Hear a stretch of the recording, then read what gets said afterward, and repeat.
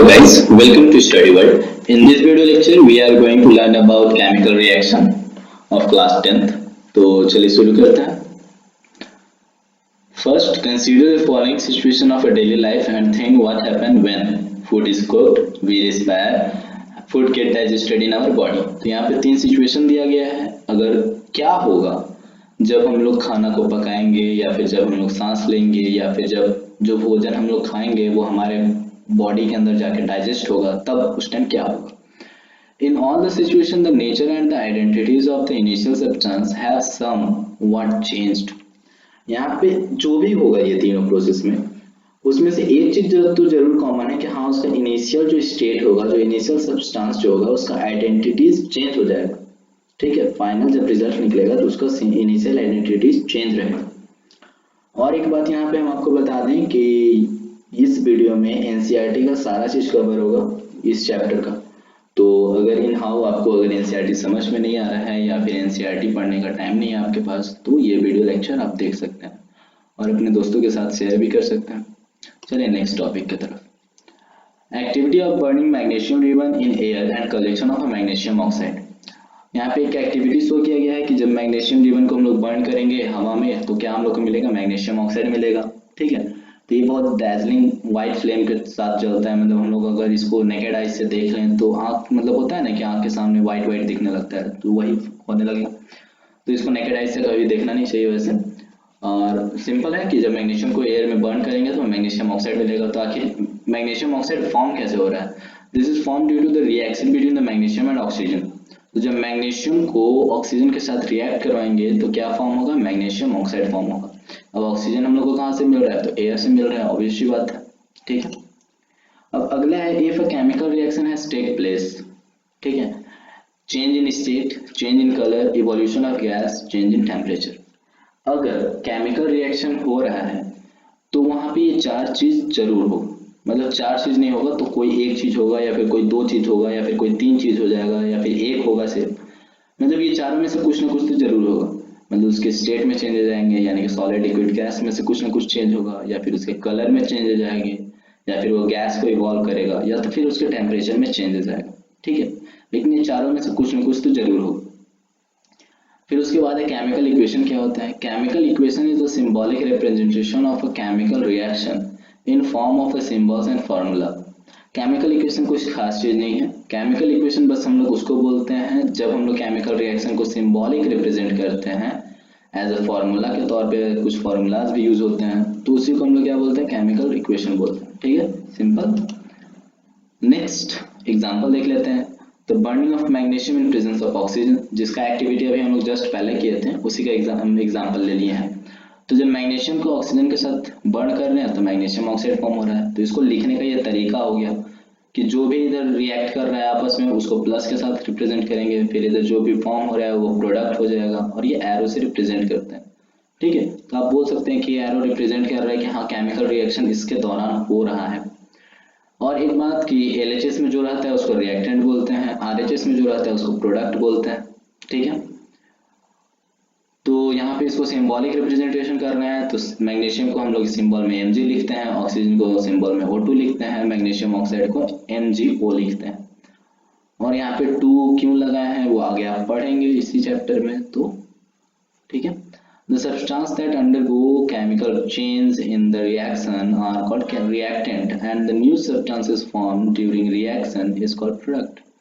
तो जो substance react हो रहा है उसको हम लोग रिएक्टेंट बोलते हैं और जो सब्सटेंस फॉर्म हो रहा है उसको प्रोडक्ट बोलते हैं. ठीक, सिंपल. नेक्स्ट है बैलेंस्ड केमिकल इक्वेशन.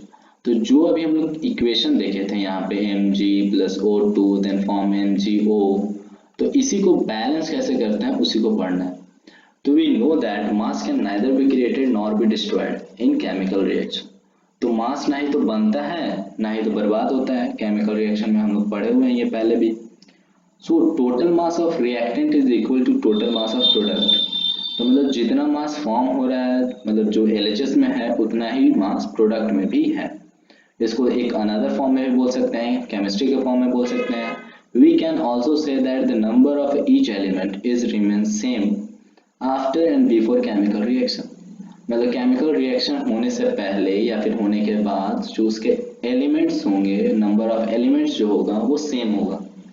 ठीक है, तो देखते हैं क्या है। जैसे कि यहाँ पे एग्जांपल के तौर पे देखे हुए थे अभी burning of magnesium in presence of oxygen में कि 2 mg है, फिर O2 भी है और 2 MgO है। यहाँ पे 2 मैग्नीशियम है तो यहाँ पे भी 2 मैग्नीशियम है, यहाँ पे 2 ऑक्सीजन है तो यहाँ पे भी 2 ऑक्सीजन है। तो दोनों तरफ तो भाई एलिमेंट सेम है, ठीक है, नंबर ऑफ एलिमेंट्स भी सेम है। तो हम लोग बोल सकते हैं कि ये जो रिएक्शंस लिखे हुए हैं, जो केमिकल इक्वेशन लिखा हुआ है वो बैलेंस्ड केमिकल इक्वेशन है। ठीक है, कुछ और एग्जाम्पल के तौर पे पढ़ते हैं।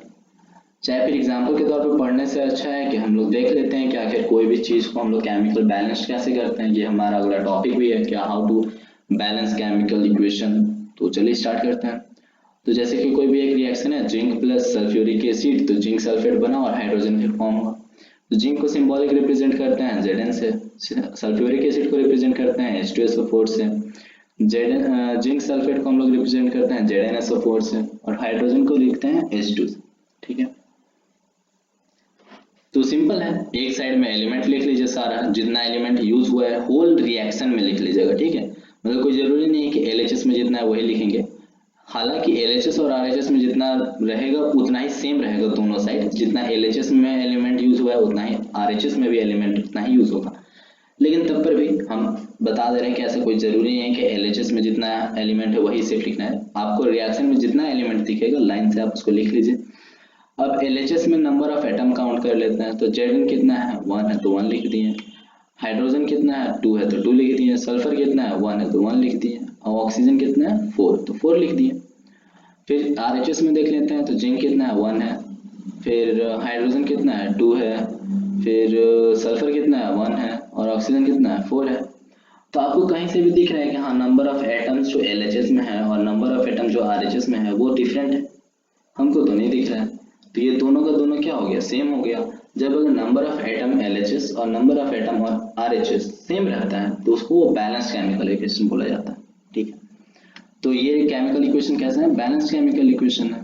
तो हम लोग एज ए स्टेटमेंट भी बोल सकते हैं कि as the number of atoms in both sides are same so the equation is balanced. अब अगला है, एक और एग्जांपल देखते हैं। तो है Fe plus H2O then form Fe3O4 plus H2।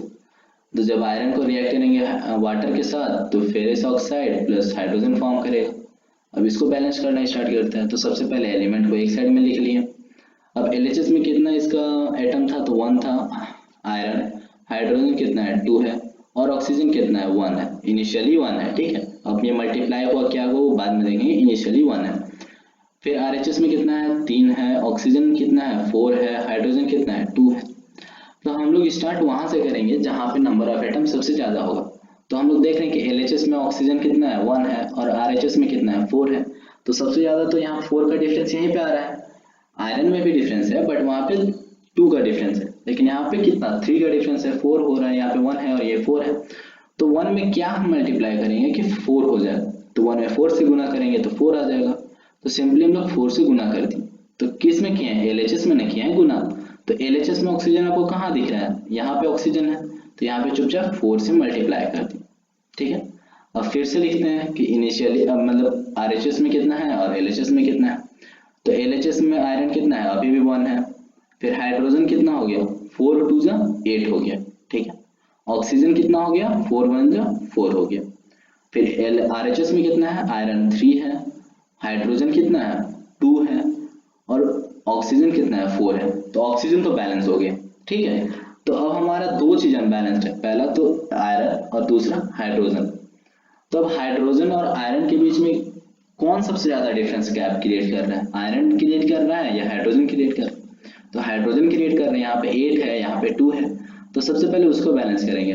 तो जब RHS में ना प्रॉब्लम है, क्योंकि अब इसमें तो कुछ ऐसा चीज गुना नहीं कर सकते हैं कि 2 आ जाए, हाँ कर सकते हैं बट वो फ्रैक्शन में होगा। तो मेनली हम लोग इक्वेशन में फ्रैक्शन का यूज नहीं करते हैं, इंटीजर का यूज करते हैं। तो इससे बढ़िया है कि RHS में हम 4 से गुना कर देते हैं तो वो 8 अपने आप हो जाएगा। तो 4 से जब हम इसको में गुना कर दिए तो कितना हो गया, 4H2। मतलब RHS में जहाँ पे हाइड्रोजन दिखेंगे वहीं पे ना गुना करेंगे, तो यहाँ पे 4 से मल्टीप्लाई कर दिया तो 4H2 हो गया। हाइड्रोजन तो बैलेंस हो गया, बट यहाँ पे RHS में अभी भी आयरन 3 है और LHS में आयरन 1 ही है। तो फिर से LHS में 3 से गुना कर दिया, तो LHS में आयरन कहाँ दिख रहा है, यहाँ पे, तो 3 से गुना कर दिया। ठीक है, तो ये हो गया सेम चीज। तो यहाँ पे 3 आयरन, यहाँ पे भी 3 आयरन, यहाँ पे 8 हाइड्रोजन, यहाँ पे भी 8 हाइड्रोजन, यहाँ पे 4 ऑक्सीजन, तो यहाँ पे भी 4 ऑक्सीजन, तो दोनों में बैलेंस्ड हो गया। ठीक है, सिंपल। अगला है writing symbols of a physical state. अब कोई भी चीज का हम लोग रिएक्शन लिख रहे हैं तो उसको फिजिकल स्टेट भी बताना जरूरी है। ठीक है, तो जैसे कि यहाँ पे आयरन है तो जो सॉलिड में है, हाइड्रोजन है तो गैस में है, यहाँ पे एरो छुट्टी गया, वेट अ सेकेंड, यहाँ पे एरो ऐसे होगा। ठीक है, तो यहाँ पे Fe है, Fe रिएक्ट हुआ हाइड्रोजन से, मतलब वाटर से, तो क्या फॉर्म हुआ, फेरस ऑक्साइड फॉर्म हुआ और हाइड्रोजन फॉर्म हुआ। तो जो आयरन लिए हम लोग वो सॉलिड में लेंगे, फिर गैस जो वाटर जो होगा वो गैस में होगा, तो जो हमारा जो Fe3O4 फॉर्म होगा वो भी सॉलिड में होगा और हाइड्रोजन गैस बन के इवॉल्व हो जाएगा। ठीक है, अब यहाँ पे बहुत हमेशा मतलब हर बार क्वेश्चन पूछा ही जाता है, या तो क्लास में पूछा जाएगा या फिर प्री बोर्ड में पूछा जाएगा या फिर बोर्ड में भी पूछा जा सकता है। Why should a magnesium ribbon be clean before burning in air. तो आखिर हम लोग मैग्नीशियम रिबन को क्यों क्लीन करते हैं जलाने से पहले। अभी हम लोग पहले एक्टिविटी में देखे थे ना, यहाँ पे देखे थे, कहाँ पे देखे थे, हाँ यहाँ पे देखे थे।